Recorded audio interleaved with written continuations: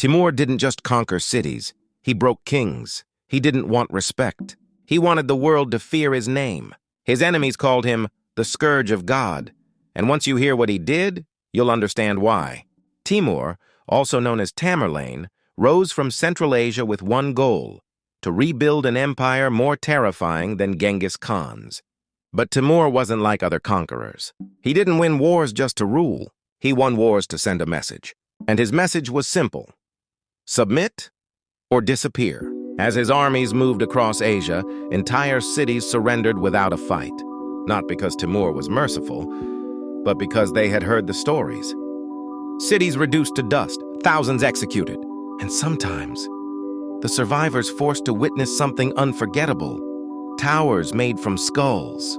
Timur wasn't trying to build fear for one battle. He was building a reputation that would travel faster than his army. But the moment that turned him into a legend was when he faced the Ottoman Empire. In 1402, the Ottoman Sultan Bayezid I believed he could stop Timur. Bayezid was powerful. He had crushed enemies.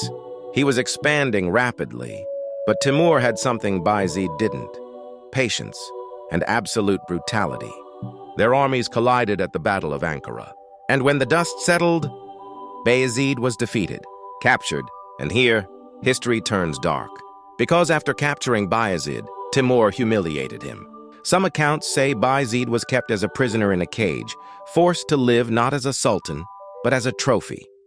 Whether every detail of that story is exaggerated or not, one truth remains: Bayezid died in captivity, and the Ottoman Empire fell into chaos. A powerful empire was nearly destroyed, not by Rome, not by Europe, but by one man from the East. Timur did not stop there. His ambition grew larger than anything the world had seen. He marched deeper. He took Baghdad.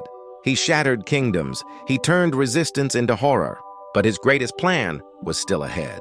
Timur wanted China, not a raid, not a campaign, a full conquest. A war so massive it would rewrite history. In the winter of 1405, Timur gathered one of the largest armies ever assembled. Thousands upon thousands of soldiers. Horses, weapons, supplies, everything was ready. The world held its breath, because if Timur conquered China, no empire on earth would be safe. But fate did what armies could not. During the march, Timur suddenly fell ill. The cold was brutal. The journey was long. His body, already old, could not survive. And the conqueror who defeated kings, who broke empires, who turned cities into warnings, died before the war even began. His army stopped. The dream of conquering China died with him. And just like that, history changed. Because if Timur had lived, if he reached China, the world map you know today would not exist. Timur wasn't just a conqueror, he was a storm. And even though he died, the fear of his name survived him.